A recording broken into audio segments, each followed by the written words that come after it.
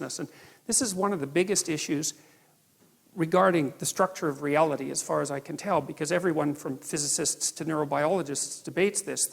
There's the stumbling block for a purely objective view of the world seems to me to be consciousness. And consciousness has all sorts of strange properties. For example, it isn't obvious what constitutes time, or at least duration, in the absence of consciousness. And it isn't also easy to understand what constitutes being in the absence of consciousness, because it seems to be the case, well, if a movie is running and there's no one to watch it, I know it sounds like the tree in the forest idea, but it's not that idea at all.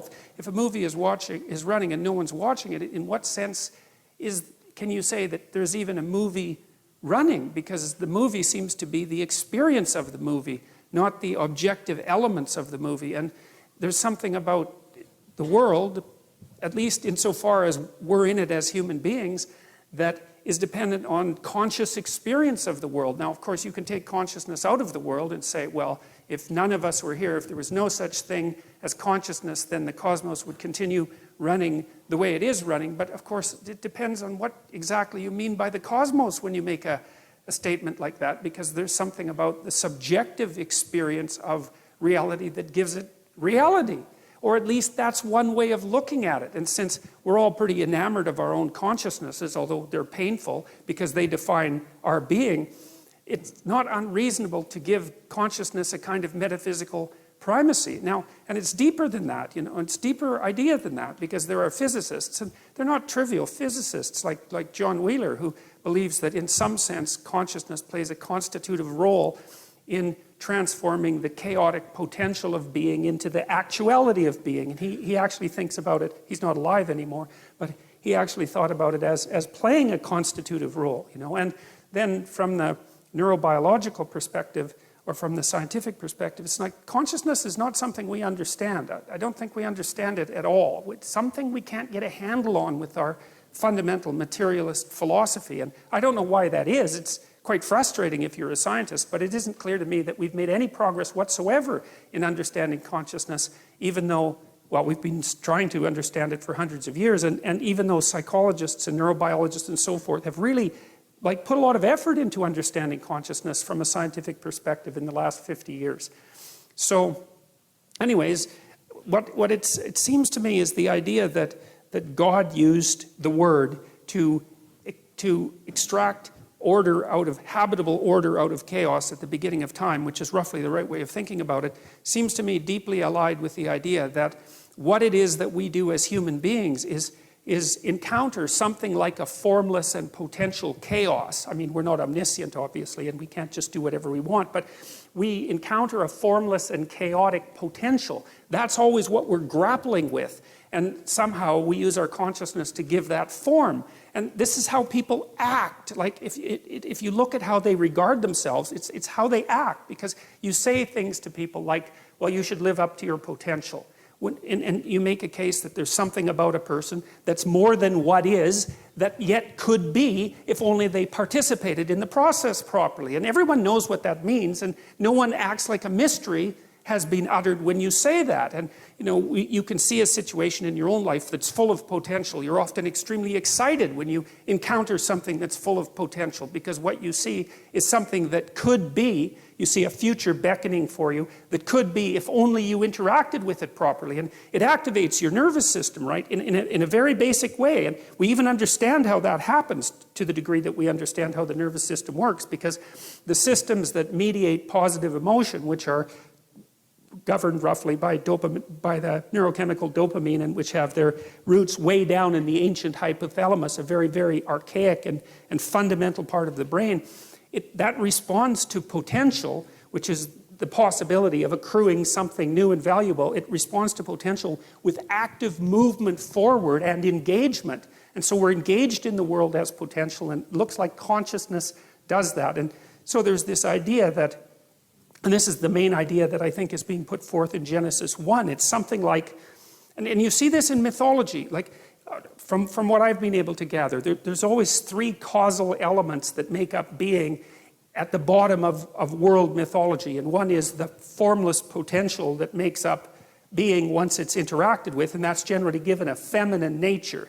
And I think that's because it's like the source from which all things emerge and rise. It's something like that. It's more complicated than that, but it's something like that. And then there's some kind of interpretive structure that has to grapple with that formless potential.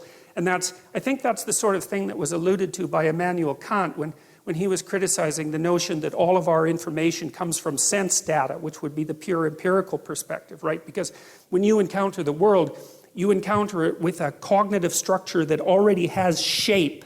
And so it's already in you, this structure. And without that a priori structure, you wouldn't be able to take the formless potential and give it structure. And I think that's something, it's akin in some way to the idea of God the Father. And I'll try to develop that idea more. It's the notion that there's something in all of us that transcends all of us, that's deeply structural, that's part of this ancient, well, I would say evolutionary and cultural process that enables us to grapple with the formless potential and bring forth reality, roughly speaking. And then there's the final element, and that element seems to be something like consciousness itself, the consciousness that actually inheres in the individual. So it's not only that you have a structure, it's that the structure has the capacity for action in the world. And it's like, you're the spirit that gives the dead structure life. It's something like that. And as far as I can tell, the Trinitarian notion that characterizes Christianity is something like, well, formless potential, which is never given the status of a deity in Christianity. And then the notion that there's an a priori interpretive structure that's a consequence of our ancient existence as beings. It goes back as far in time as you can go, the notion of a structure. And then the idea of a consciousness that is the tool of that structure and that interacts with the world and gives it reality. And that's the Word, as far as I can tell. And so the notion is that there's a Father, and that's the structure, and there's a Son that's transcendent, that characterizes consciousness itself, and that it's the Son, the speaking of the Son, that is the active principle that turns chaos into order. And God, it's such a sophisticated idea as far as I'm concerned, because, well, there's something about it that's at least phenomenologically accurate, because you do have an interpretive structure and you couldn't understand anything without it. Your very body is an interpretive structure, right? It's been crafted over, let's say, 3 billion years of evolution. Without that, you wouldn't be able to perceive anything. And it's taken a lot of death and struggle and tragedy to produce you, the thing that's capable of encountering this immense chaos that surrounds us, and to transform it into habitable order. And then there's the idea too, of course, that's deeply embedded in the first chapters of Genesis, which is a staggering idea, you know, and certainly not one that's likely, that human beings were made in the image of God, both male and female were made in the image of God. And that's, of course, a very difficult thing to understand, partly because the God that's referred to in those chapters has a kind of polytheistic element, although it's an element that's moving rapidly towards a unified monotheism. But it's not also obvious to me why people would come up with that concept, because I don't really think that when we think about each other, we immediately think God-like.